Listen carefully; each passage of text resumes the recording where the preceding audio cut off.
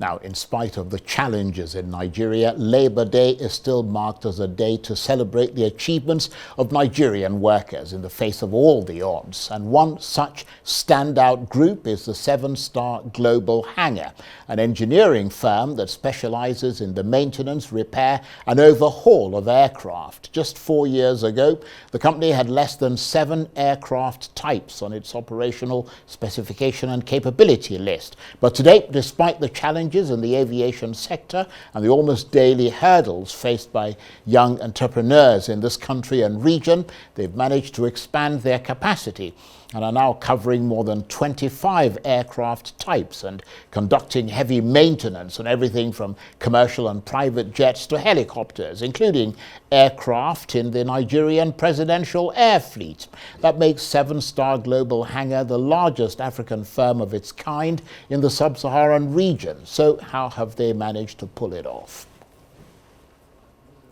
Well, for more on this, I'm suitably delighted to say that I'm joined now in the studio by the founder of 7-Star Global Hangar Aviation Engineering Group, Isaac Balami, who by freak of coincidence also happens to be the former National Deputy Campaign Manager of the Obi Dati 2023 presidential campaign. Thank you very much indeed for joining us. Thank you, Uncle Charles. Always a pleasure to be with you. And congratulations, you qualify to be showcased as the sort of company to highlight on Workers' Day. Just briefly tell us about 7-Star Global Hangar and what it does. 7-Star Global Hangar is an aircraft maintenance, repair and overhaul facility. We specialize on different kind of aircraft maintenance. We're about 10 years old now, even though the first 5 years was quite challenging. But about 6 years ago, we got the first license from the Civil Aviation Authority here in Nigeria. And we didn't do much in the first 2 years, but 4 years from now, or I would say 4 years ago, we've done a lot.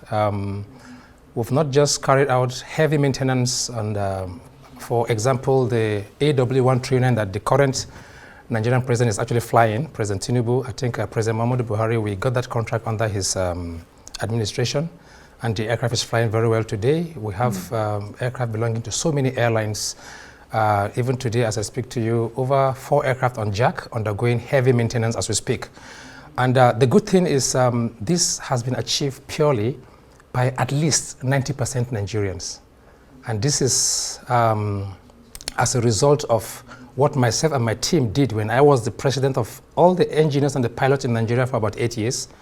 During that period, I think in my first year in office, over 800 expatriates were sent packing. Not because we are racist, but we just felt those expatriates were doing jobs that Nigerians can actually handle. So there's no need where I could remember then the Chachangi, you would see some Indonesians doing job that an ordinary WAEC holder can be trained within 3 months and do. And today, I'm happy to say that not just in 7-Star, even in Aero Contractors, Bristol, Caverton, everywhere you go to, those heavy maintenance are now being done by Nigerians. And but I mean, I have to ask you, how did you manage? Because I mean, you did say that you sent a lot of foreigners packing. I mean, we know that Nigerians, particularly when it comes to sophisticated engineering, things like that, have a predilection to farming it out to international people. I mean, how did you manage to convince them to trust you to do it rather than giving it to someone from abroad? Uncle Charles, you see, the issue with Nigerians, or I would say Africans, is that we don't even value who we are or what we have.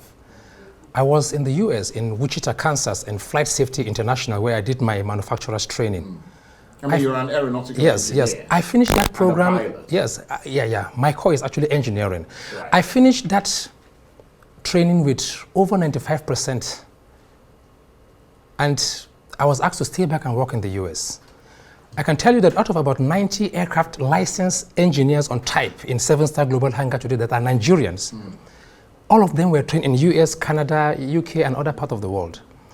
The issue is, you know, we are in a country where a billionaire feel more happy when a white cabin crew serve him tea and coffee. to him is... It's called the colonial. Exactly. mentality. He has actually arrived. He's a big man. But I think that is changing. For me, as a young person, I would say 80% of my classmates today, they all work for foreign firms overseas. But few of us have chosen to stay back in this country and make it happen. Well, we appreciate the fact that Yeah. you've done that. But what are the challenges that you face having cornered this sort of market? I understand that internationally, Nigerian aviation faces high insurance costs, aircraft parts are sort of ludicrously expensive, among other things. It's unfortunate. If I tell you that we have not gone through hell in the last couple of years, I am actually lying. It's been very, very tough. In the first place, no commercial bank. The aircraft maintenance industry in Nigeria today is at least over $1 billion industry every year. That is the capital flight. If you listen to the chairman of Airpeace, he made it clear that last year, he made it clear in ICC when FAN organized an event that he spent 84 billion naira to fix his aircraft every year. That's just only one airline. Look at the presidency, look at customs, look at police, aside America and China, Nigeria is the third country in the whole world with the highest number of private jet owners in the whole world. Not France, not UK, not even Dubai, not even Saudi Arabia. And all these aircraft are being fixed overseas. But yet, our banking sector, they don't have aviation desk, they don't support local content, they don't invest in good ideas. That's disappointing. No matter how good your business cash flow is, your projections are, they want you to bring the bank guarantees, they want you to bring everything. And as young entrepreneurs, I don't think the owner of Facebook or Instagram or even Elon Musk will get to where he is today if the US system was not that supportive. But that is where we are today. We keep on pushing. And what will have taken us, we shouldn't be here. Some of my classmates today that were with me in the US from Germany and China, today they are manufacturing their own aircraft. But here we are still struggling, but we will get there someday. We've got to bring leaders that will actually do what is right. As you mentioned, you were, of course, the former national president of the Aircraft Pilots and Engineers Association in Nigeria. You worked with about 6 aviation ministers in this country. But it doesn't sound as if the aviation minister is particularly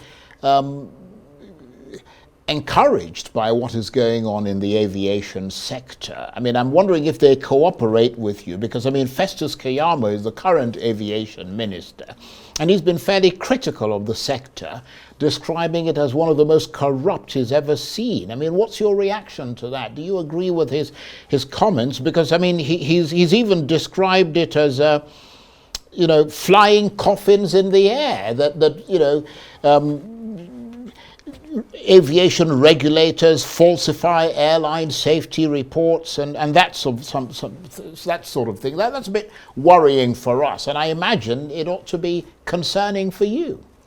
Well, you see, I will say everything that today the Minister of Aviation is saying. I've worked with other non-aviation professionals that became ministers, and they said similar things. The point is, for me... Is it them saying it, or is that a fact? Because you're a part of that industry. So when you say fact, there's something about category 1, 2, and 3 findings in aviation.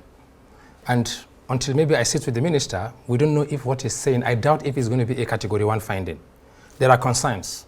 I've bought aircraft in Europe, in America. I've bought aircraft, even right now there's an aircraft coming in from Morocco for one of my partners. I've been there about 4 times to check the aircraft documentations through the Moroccan Civil Aviation Authority. There's no perfect system anywhere in the world. The point is, what is category 1 finding? If you have a category 1 finding, it's a no-go area. It's a no-go. You cannot fly.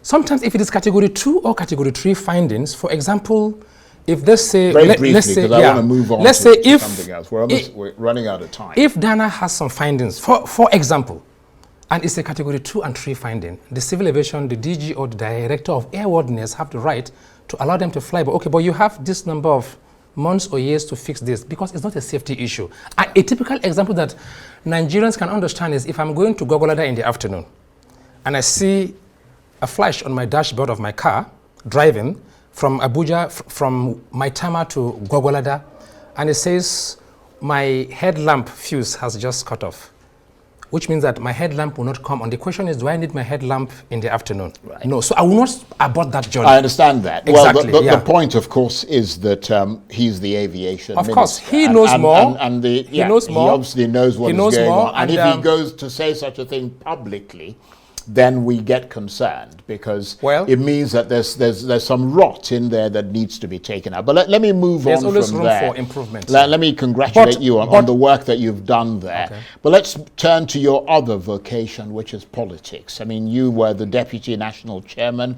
of the Obi Dati presidential campaign since the end of that 2023 presidential race, which ended in favor of Bola Tinubu and the APC, as we all know. What have you been doing politically? Are you still a member of the Labour Party?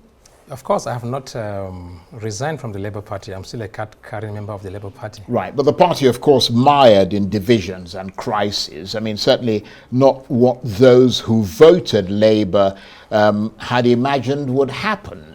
The party clearly in need of fundamental root and branch reforms. Are you optimistic that it'll get past this mess that it is in?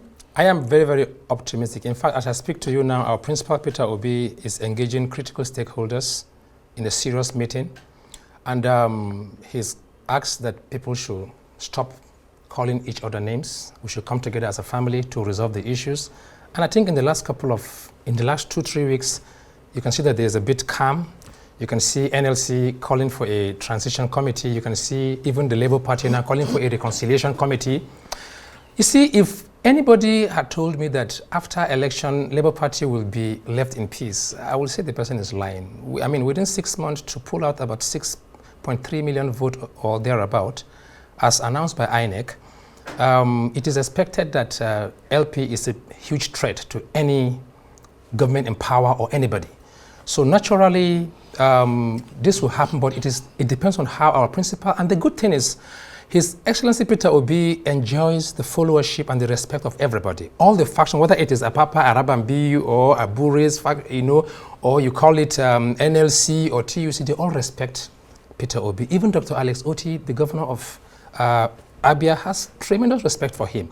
And now that he is trying to see how he can reconcile everybody, we just pray that everyone cooperate, and let's put that behind us. Well, I mean, some have said that the party desperately needs new leadership. I mean, you can't continue the way things are with the current leadership. Some have called on you to run for the chairmanship. I was looking at a whole slew of videos there of all kinds of people, including the senator in charge of Abuja, Senator Ireti Kingibe, calling on you to run for the chairmanship. Is that something that you're willing to try? Will you give it a shot? Well, you see, one thing for me, I've not made up my mind. I haven't declared my intention. Yes, over 200 support group, called, and they signed with their phone numbers that they want me to be the chairman of the party. The Afenifere youth, the Niger Delta youth, the Middle Belton youth. In the first place, I think I'm one of the only few individuals that I was the youngest in the senior management team of the campaign council. I think I was the only youth there. And I was privileged to occupy that office because I was recommended, or I was nominated by the Middle Belton elders. So I didn't go there because I am Isaac Balami. I went there because the few leaders in the north felt, okay, I should represent them in that office. And perhaps that is part of what is bringing all this. However, 2 people for me, or 3 people, have the final say. It is not for me. It will cost me nothing. I mean, I love this country so much. If LP is the future and the solution to this country, I will sacrifice anything for it and do it. However, His Excellency Peter Obi, Abure himself, who is the current chairman, been facing so many battles, Dr. Alex Oti, and so on and so forth. So you need further endorsements, basically. Of course. Before I would declare my intention to run. And of course, I wouldn't even be the only person anyway. But I need to be sure that the owners of the party, the leadership of the party, truly wants me. Yes, they want it to be zoned to the north. And of course, I am part of the middle belt structure. But again, I will not want to jump into it without being sure if I am actually needed, because I don't go to where I'm not actually needed. Well, that's perfectly understandable. I want to thank you very much indeed, Isaac, for coming in. And I also want to congratulate you, first of all, on your aviation company, the 7-star global hangar aviation engineering group, for all the things that you've done, and also for the politics and the example, I think, that you show to young people in this country about what can be achieved. Thank you very much indeed for coming in. Thank you very much. Thank you. That's it for this edition of Arise Prime Time. Join us again tomorrow. From me and the entire team here in Abuja and Lagos, bye-bye and thank you for watching.